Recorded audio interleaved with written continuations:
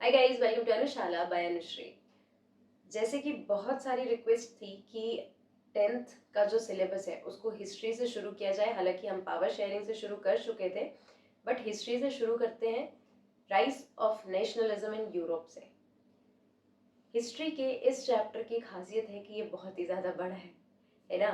हालांकि बड़े चैप्टर्स पढ़ने की आदत आपको क्लास 9 से लग चुकी होगी, लेकिन इस चैप्टर में जो एक स्टोरी लाइन बनाई गई है ना, मतलब चैप्टर को समझाने का एनसीईआरटी का एक तरीका होता है। इस चैप्टर को समझाने का तरीका है कि एक तरफ स्टोरी चल रही है ना, मतलब आपको सबसे पहले एक कंटेक्स्ट मिलेगा जिसमें आपको स्टोरी बताई गई कि हाँ ऐसे इस समय ये चीजें हुई, राइट। उसके बाद वाला जो जस्ट बाद वाला टॉपिक होगा उसमें आपको उससे रिलेटेड एक आइडियोलॉजी बताई जाएगी, है ना, कि नेशनलिज्म था, इंपीरियलिज्म था या कंजर्वेटिव्स आए। ठीक है, मतलब कि वो क्या सोच रहे थे एक तरफ वो बताया गया है, और क्या हो रहा था एक तरफ वो बताया गया। तो हम पढ़ेंगे भी इसी तरीके से, जिस तरीके से आपके एनसीईआरटी में टॉपिक वाइज टॉपिक दिया गया है, हम वैसे ही एक एक टॉपिक को उठाकर पढ़ने वाले हैं ताकि कोई भी कंफ्यूजन यहाँ पर क्रिएट ना हो। ठीक है। प्लस ऑल्दो क्लास 10th का सिलेबस हमने काफ़ी देर से शुरू किया है, लेकिन I will try my best कि आपके बोर्ड से सफिशिएंट टाइम पहले मैं कोर्स को कंप्लीट कर चुकूँ, right. So let us start with rise of nationalism in Europe. सबसे पहले समझते हैं। देखो, यूरोप से तो आप समझ ही गए होंगे, it is one of the 7 continents. ठीक है। देन नेशनलिज्म क्या है, यूरोप में किस तरीके से नेशनलिज्म बढ़ा। नेशनलिज्म समझते हैं पहले।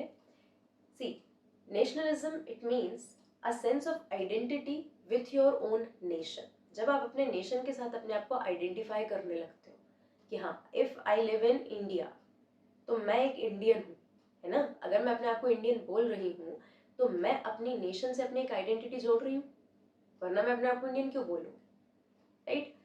यहाँ पर नेशनलिज्म के आपको हमेशा दो मतलब देखने को मिलते हैं। पहला मतलब जब आप देखते हैं तो it is related to the independence. जैसे कि हम इसको इंडिया के कंटेक्स्ट में समझने की कोशिश करें।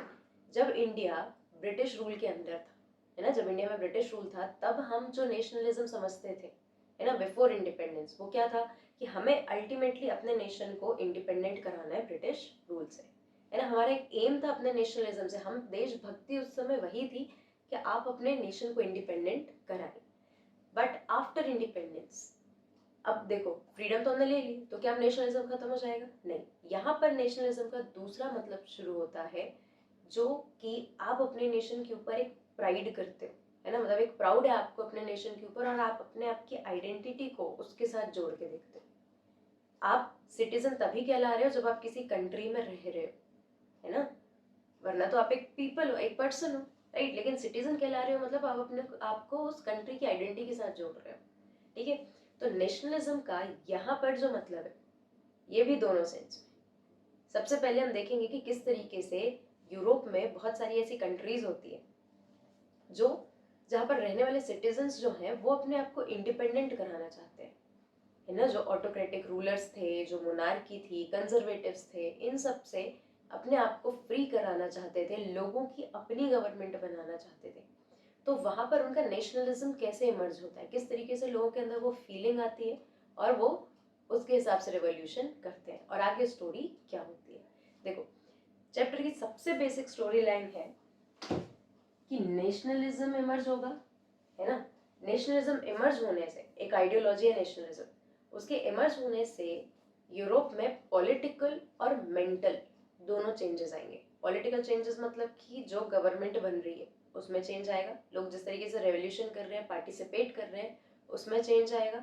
और साथ में मेंटल चेंज, मेंटल चेंज का मतलब क्या है कि लोगों की थिंकिंग बदलने लगेगी, नॉट ओनली रेवोल्यूशनरीज। यहाँ पर हम देखेंगे चैप्टर के एंड होते तक कि जो लोग गवर्नमेंट बना रहे थे, जो कंजर्वेटिव्स थे, उनका खुद का भी दिमाग चेंज यहाँ पर होता है, राइट।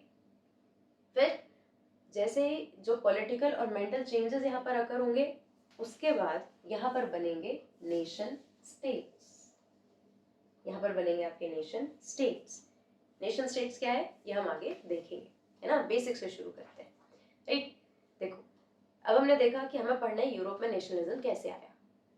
इसके पहले आपने 9th स्टैंडर्ड में फ्रेंच रेवोल्यूशन के बारे में पढ़ा है। फ्रेंच रेवोल्यूशन ये बताता है कि किस तरीके से वहाँ के जो राजा होते हैं लुइस 16, उनसे परेशान होकर जो पीजेंट्स होते हैं और जो वर्कर्स होते हैं, ये लोग रेवोल्यूशन करते हैं, बहुत सारे चेंजेस आते हैं वहाँ पर, है ना। पॉलिटिकली एसोसिएशंस बनते हैं, ग्रुप्स बनते हैं, जिनमें से एक होता है जैकोबिन क्लब।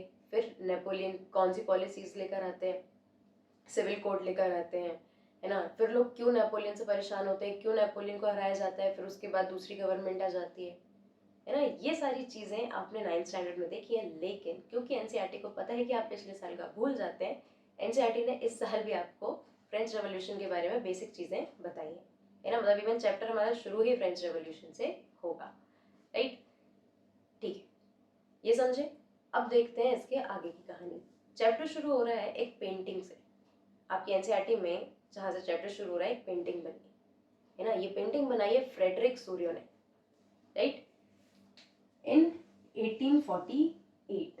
1848 में फ्रेडरिक सूरियो जो होते हैं, ये फ्रेंच आर्टिस्ट हैं, ये पेंटिंग बनाते हैं, जिस पेंटिंग का नाम रखते हैं dream of world wide democratic and social republics.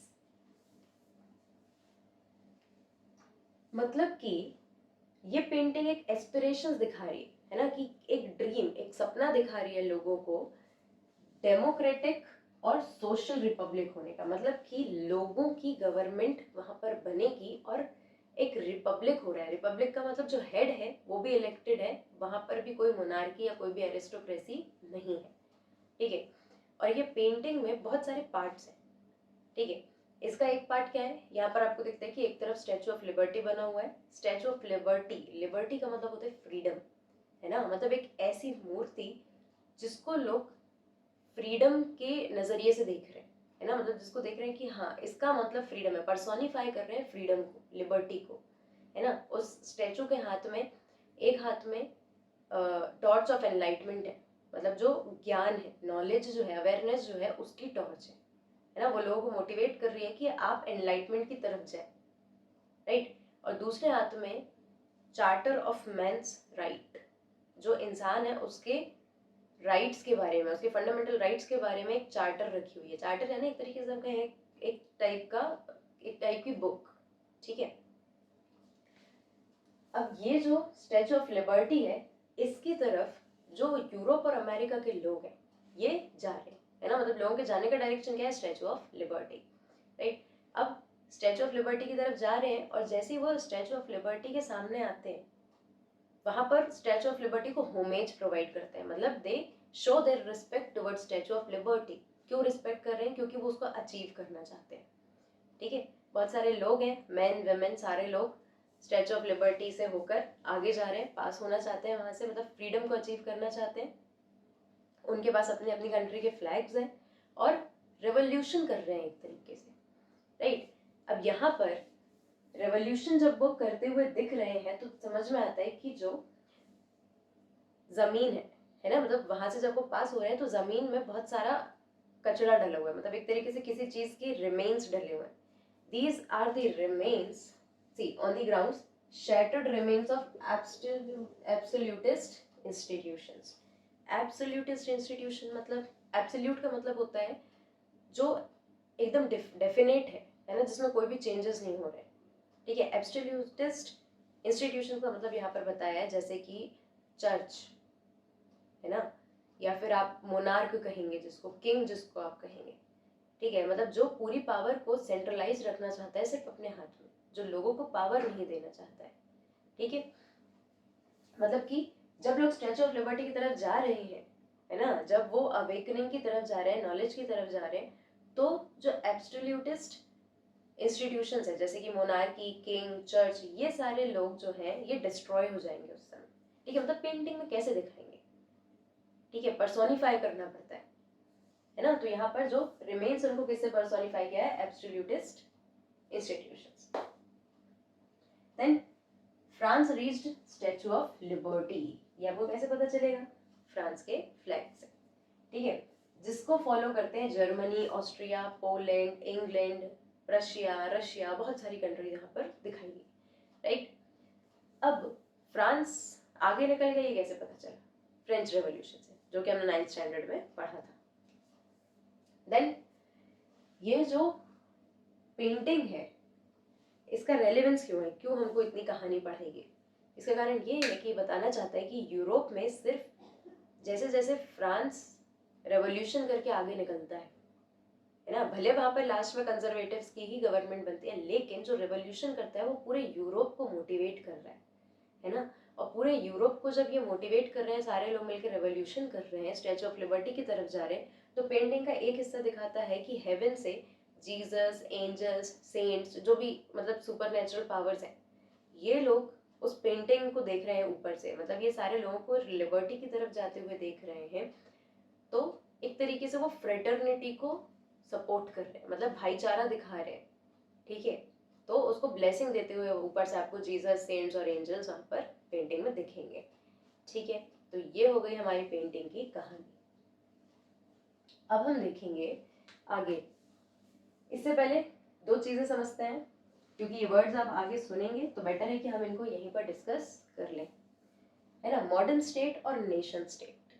देखो, स्टेट का मतलब ऑब्वियसली हम एक टेरिटरी की बात कर रहे हैं। मॉडर्न स्टेट किसको बोलेंगे? जहां पर centralised power exercised sovereign control over a clearly defined territory. मतलब अगर एक टेरिटरी है, ठीक है, तो इस टेरिटरी के ऊपर एक सेंट्रलाइज्ड पावर जो है वो सारे डिसीजन ले रही है ना। सेंट्रलाइज्ड पावर किसके पास होगी? मोनार्क के पास, है ना, या फिर किंग के पास, ठीक है। भले वहां पर पार्लियामेंट हो या इलेक्टेड कोई भी बॉडी हो, लेकिन अगर सेंट्रलाइज्ड पावर है, एक व्यक्ति के हाथ में पावर है, तो उसको आप बोलेंगे मॉडर्न स्टेट, ठीक है। मतलब अब इसमें ये जो भी चेंजेस ला रहे हैं तो उसको आप मॉडर्न स्टेट बोलेंगे। बट नेशन स्टेट का मतलब क्या है? लोग मॉडर्न स्टेट में खुश क्यों नहीं थे? क्योंकि यहाँ पर पावर सेंट्रलाइज्ड थी, है ना। यहाँ पर हम सिर्फ किसी एक अथॉरिटी की बात कर रहे हैं। नेशन स्टेट में यही चीज चेंज कैसे होती है? Majority of the citizens and not only the rulers came to develop a sense of common identity and shared history or descent. Nation state में बात मेजॉरिटी ऑफ द सिटीजन्स की गई है ना। मतलब जितने भी सिटीजन्स उनमें से ज्यादातर लोग अगर कंट्री से अपनी एक आइडेंटिटी जोड़ पा रहे हैं, है ना, अगर उससे एक रिलेशन बना पा रहे हैं, उसमें खुश हैं, तब आप उसको नेशन स्टेट कहेंगे, ना कि सिर्फ रूलर्स के खुश होने से या फिर रूलर्स के हाथ में सेंट्रलाइज पावर होने से, है ना। अगर रूलर्स के हाथ में सेंट्रलाइज पावर है जो अपनी एक टेरिटरी के ऊपर रूल कर रहे हैं, उसको आप मॉडर्न स्टेट बोल रहे हैं। लेकिन नेशन स्टेट किसको बोलेंगे? जहां पर मेजॉरिटी ऑफ द पॉपुलेशन खुश है और वो अपनी एक आइडेंटिटी जोड़ पा रही है, एक सेंस ऑफ कॉमन आइडेंटिटी उसमें डेवलप हो रहा है, तब आप उसको बोलेंगे नेशन स्टेट। फाइन। सो कहानी यही है कि मॉडर्न स्टेट से कैसे आप नेशन स्टेट तक पहुंच रहे हैं यूरोप में, क्योंकि यूरोप में बहुत सारी कंट्रीज की कहानी हमको बताई जाएगी। ब्रिटेन की कहानी बताई जाएगी, जर्मनी की कहानी बताई जाएगी, इटली की कहानी बताई जाएगी, सबसे पहले तो फ्रांस की कहानी हम पढ़ेंगे, right. So this was all about the introduction of rise of nationalism and Europe. अब इसके आगे हम एक्चुअली कहानी पढ़ने वाले हैं। सो आई होप इतना समझ आया होगा। And if you have any doubt regarding this topic और ये जितने भी कंसेप्ट है ना, पेंटिंग के बारे में तो जितना जानना था हम जान चुके हैं, ये कंसेप्ट्स के बारे में अगर कोई डाउट है then you can ask me in the comment section and don't forget to like, comment, share and subscribe. Thank you.